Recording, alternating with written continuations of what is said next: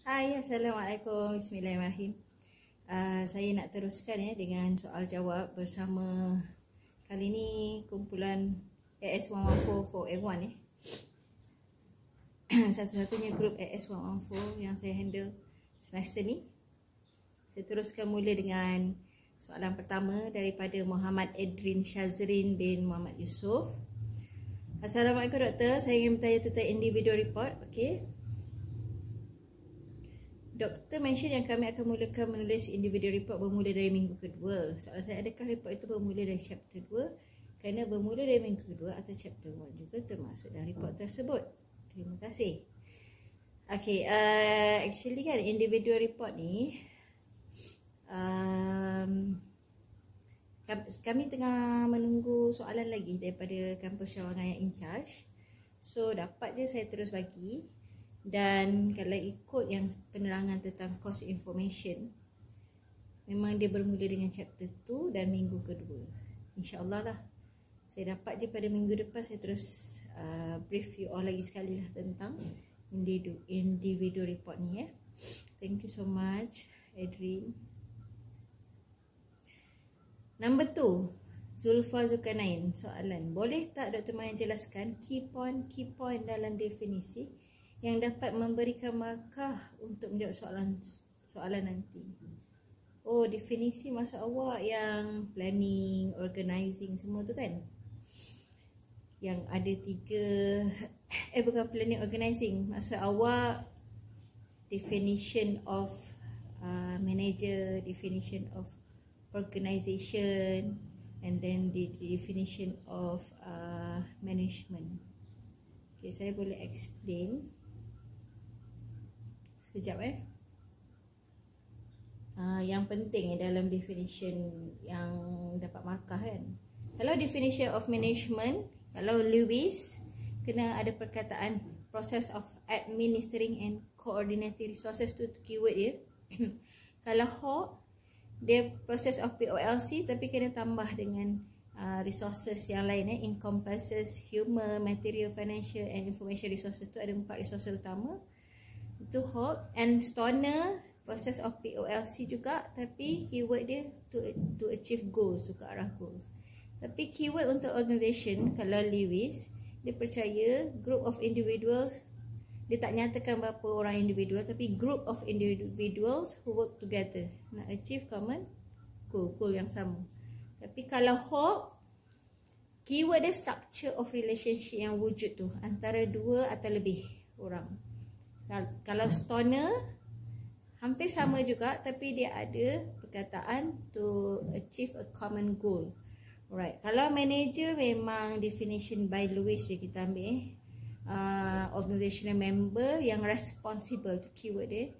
Orang, manager tu adalah bukan method, bukan proses, dia adalah orang yang bertanggungjawab dalam POLC untuk pastikan goals tercapai. Itu sahaja soalan daripada Zulfa. Number 3, Nur Syahadah binti Abdul Malik.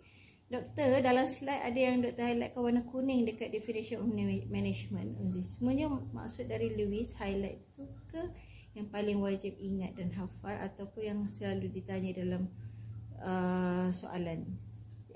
Awak refer pada yang soalan Zulfa tadi. Saya dah nyatakan keyword-keyword yang awak boleh cuba ingatlah untuk setiap nama, setiap author tu different definition kan. Awak cuba dengar balik yang saya jawab soalan Zulfa. Number 4, Azri, Muhammad Azri bin Kamarul Bahrain. Doktor, video link kedua tu ending video macam tak habis lah doktor. Dia sesuai jadi usahawan, sesuai jadi perunding. Dia ada keseluruhan tu lah dalam slide tu. Saya boleh habiskan lah sikit. Saya scroll yang tentang decisional role kan. Itu penutup untuk subtopik yang tu sebenarnya. Sekejap saya scroll. Okay, decisional roles. Dia adalah kemuncak, peranan kemuncak sebagai manager, orang yang pandai buat keputusan. Salah seorangnya, dia ada ciri-ciri sebagai entrepreneur. Yang mana kalau entrepreneur ni orang yang boleh bergerak sendiri, dia boleh initiate dia punya their own initiative, dia boleh initiate the changes. Kalau yang kedua pula disturbance handler, orang yang pegang peranan decisional roles yang kuat juga, yang mana manager ni bertanggungjawab untuk handle apa-apa jenis gangguan ataupun dari segi tingkah laku lah, atau attitude daripada employee, ataupun apa-apa lagi gangguan maksudnya bukan daripada human je. Kadang-kadang isu-isu semasa hal ekonomi, manager ni dia terus tahu langkah plan B yang dia patut ambil lah apabila plan A tak menjadi contohnya. Dia terus tahu buat keputusan. And then resource allocator, orang yang pandai allocate the resources. Dia pandai buat agihan dan agihan dia tepat. Contoh dia plan untuk satu department memang perlu ada 20 orang. Bila 20 orang tu masuk bekerja, memang tak ada berlebihan bekerja. Maknanya ngam-ngam semua orang ada kerja masing-masing. Tapi orang yang tak pandai buat resource allocator ni, maknanya dia tak reti nak main peranan sebagai decisional role. Dia buat agihan tu pun tak tepat. Contohnya dia bayangkan department ni 20 orang, kali bila run je projek 10 orang je pakai. 10 lagi tu dia terpaksa tanggung gaji. Macam tu je. So dia dah mengganggu bajet daripada company lah. Okay. Dan satu lagi last saya tutup, negotiator, orang yang boleh bawa berunding. Maknanya manager tu sendiri bawa diri dia pergi company lain untuk apa-apa project negotiation, untuk tawar-menawar, untuk dapatkan budi bicara, ada pandai negotiate. So ini adalah ciri-ciri di bawah peranan decisional roles. Okay, saya proceed dengan soalan kedua daripada Azri, Muhammad Azri bin Kamaro Bahrain. And bila kerja nanti level SPM or diploma or degree, boleh atau akan apply skill managerial to you?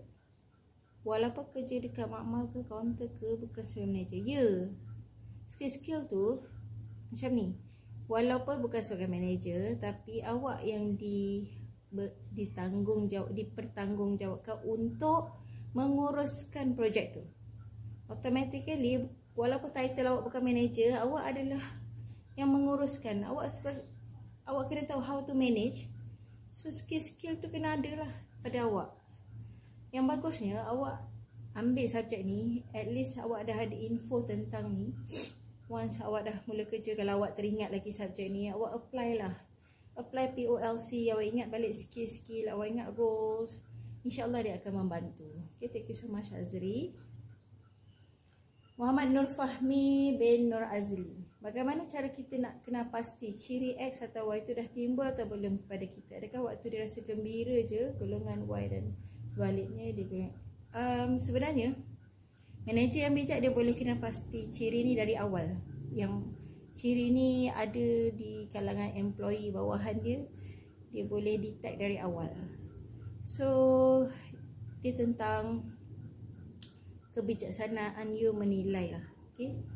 And tak semestinya time you happy je nampak obviously you ada ciri Y, and time you down nampak obviously you ada ciri X. Sebenarnya kita tak perhati dalam satu masa je, kita akan perhati dalam tempoh sebulan, perangai yang sama. Maknanya takkanlah setiap hari dia happy kan, tapi setiap hari dia boleh perform. Ataupun takkanlah setiap hari dia stress, tapi setiap hari kita tengok dia happy pun dia buat problem juga. Nampak tak kat situ?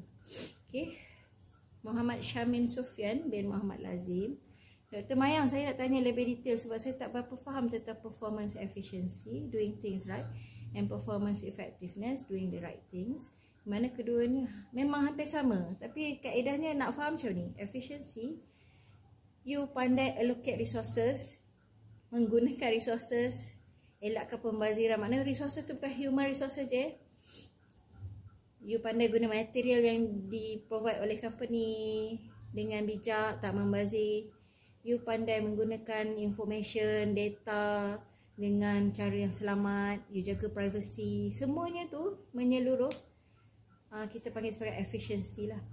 Masa you membuat kerja tu, melaksanakan projek tu, Efficiency tu dia dinilai time tu. Keberkesanan you, keefisienan you masa you perform the task. Itu maksud dia doing things right. Buat benda betul-betul. Satu lagi, effectiveness, buat benda yang betul. Maknanya yang betul tu awak tahu matlamat, awak fokus pada matlamat, and matlamat tercapai. Itu kita boleh panggil effectiveness. Okay. Nazirah Ilza binti Muhammad Ghazali. Dr. Mai, yang saya tanya, adakah managerial level ditentukan dengan basic skill mana yang lebih kita cenderung? Boleh ditentukan dengan mengikut skill. Contoh managerial level untuk top management biasanya ada conceptual skill yang tinggi. Human dengan technical ni depends. Kadang-kadang terlalu rendah ataupun middle je. Medium. Contoh middle management biasanya dia ada human skill yang tinggi, tapi skill yang lain rendah. Satu lagi low level management biasanya ada technical skill yang tinggi, skill yang lain rendah. So benda ni kalau you pandai polish diri you, you tengok you skill yang mana yang tinggi. Contohnya you perasan you technical skill rendah. Dari sekarang you polish, lama-lama technical skill you pun boleh sama tinggi dengan human skill you. For example. Okay, Nur Fitriza Abdul Aziz. Soalan Dr. Maya, saya ada beberapa soalan. Pertama, dalam subjek ni assignment secara report writing saja atau ada presentation juga? Setakat ni report writing je lah. Tak ada arahan berkaitan dengan presentation daripada cawangan yang in charge. InsyaAllah lah tak ada. Kedua, group assignment saya berapa orang? 3 hingga 5 orang. Tapi nanti saya yang tetapkan list nama you all. You kumpulan siapa. Ketiga, kat mana saya boleh dapat notes untuk refer dalam kajian? Saya akan bagi setiap kali kelas and then nanti saya kumpulkan dekat island. Sebenarnya you cari daripada islands daripada sekarang pun dah ada dah daripada lecturer lain. Saya saja tak share, saya nak share lah dekat you future terus. Dan terakhir, adakah semua perkara dalam chapter 1 ni sesuai untuk apply untuk semua jenis kerja tanpa kira level tu? Ya. Tapi sebab kita belajar subjek fundamentals of management, saya fokus pada manager lah. Tapi sebenarnya dari sekarang awak dah boleh apply dah skill-skill tu, roles tu, and POLC dah boleh apply dari zaman awak belajar ni. Macam tu jugalah saya sebenarnya. Kalau saya berdepan awak, banyak benda saya nak share. Pengalaman saya study, saya buat PhD dulu macam mana, master macam mana, degree macam mana. Semuanya bermula dengan tanpa kita sedar. Bila cerita balik, oh aku ada buat planning, ada buat organizing. Memang ada buat leading. Leading tu you motivate diri you. Bila satu masa you down, macam mana you bangkit balik. And then controlling ni macam mana you mengawal diri you supaya tak melangkau ataupun tak melencong ke lain. You refresh niat balik kan. Itu tips-tipsnya lah kalau study. Sama juga bila zaman bekerja nanti, you akan melalui POLC ni. Okay, Sajidah Tajuddin.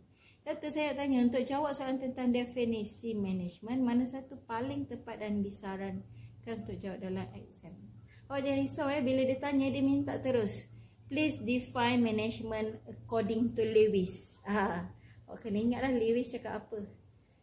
Dia takkan please define what is management. Kalau dia buat general macam tu, untuk selamat awak letak 3 definition. Okay. Nama Amy Nazira binti Muhammad Zukurani. Soalan nombor 10. Dr. Mayang, saya ada sedikit kekeliruan tentang performance efficiency dan effectiveness. Boleh tak Dr. Mayang berikan contoh bagi mami? Okay, macam saya jawab soalan yang sebelum ni, awak kena rajin dengar jawapan saya pada kelas-kelas lain pun hampir sama je saya ulang-ulang. Kalau awak rajin dengar semua jawapan, insyaAllah awak makin faham kot.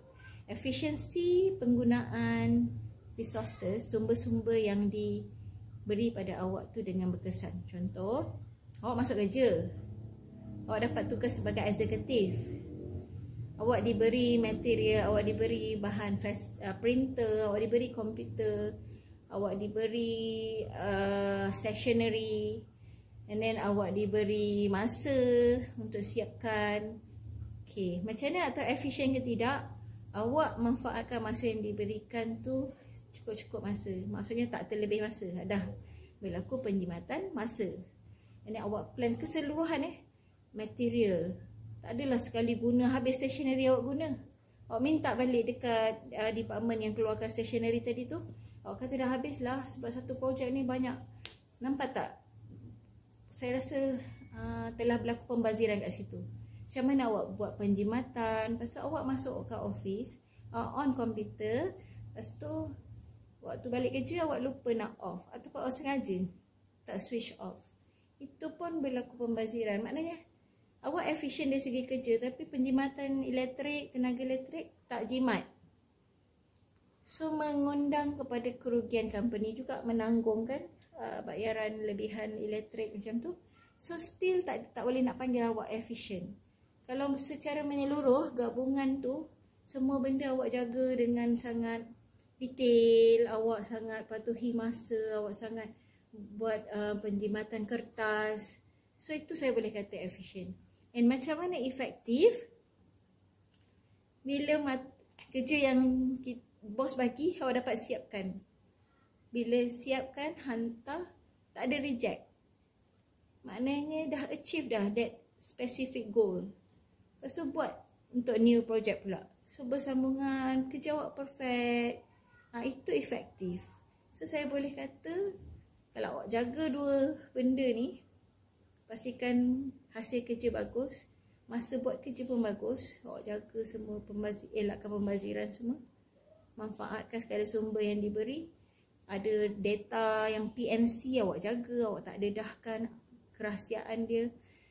So saya boleh kata awak efisien dan efektif. Masa zaman study ni pun awak boleh test diri awak, macam mana how to be efficient and how to be an effective student. Okay, cuba relatekan. Nama yang ke-11 Yamini Hananian Nazurah Asyar. Sedap nama. Dr. Mayang, saya tanya pendapat doktor tentang situasi contohnya pekerja A, seorang yang buat kerja pada awal waktu tapi hasil kerja biasa-biasa je. Pekerja B sering buat kerja last minute tapi hasil kerja memuaskan.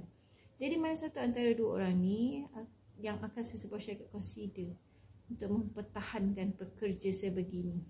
Kalau awak tanya saya sebagai manager, itulah dua-dua ada pros and cons. Sebenarnya pekerja A ni bagus, dia plan awal waktu tapi hasil kerja biasa kan. Disebabkan awal ada masa lagi, awak sebagai manager return balik kerja dia, pasti kerja dia boleh capai tahap perfect yang awak nak. Tapi kerja yang last minute ni memang hasil kerja memuaskan, tapi andai kata satu hari terjadi dia punya last minute tu kerja hancur, contoh problem, awak nak suruh betulkan pun dah tak ada masa. So saya rela untuk pilih orang yang pekerja A ni lah. Okay? Sebab tak selamanya atau tak semestinya setiap hari tu hasil kerja B ni, pekerja B ni memuaskan. Andai kata diuji, kerja yang dia buat tu salah, dah tak ada masa dah nak betulkan. Okay, boleh nampak. Okay, nombor 12, Amira Nur Syahira Izzah binti Muhammad Yasin. Apakah yang dimaksudkan dengan disturbance handler dan resource allocator? Ni yang saya tak habis dalam slide tu kan. Okay, bagus. Disturbance handler, dia menggunakan decisional role ni pada dalam tugas-tugas, contohnya disturbance handler. Disturbance ni boleh dikategorikan gangguan daripada pekerja lain, ada masalah attitude, ataupun disturbance daripada keadaan ekonomi semasa. Tiba-tiba wabak COVID ni jadi, ni mengganggu juga kerja kan. How you as a manager to handle this kind of situation? Dia kena memerlukan peranan decisional yang tinggi. You kena pandai buat keputusan.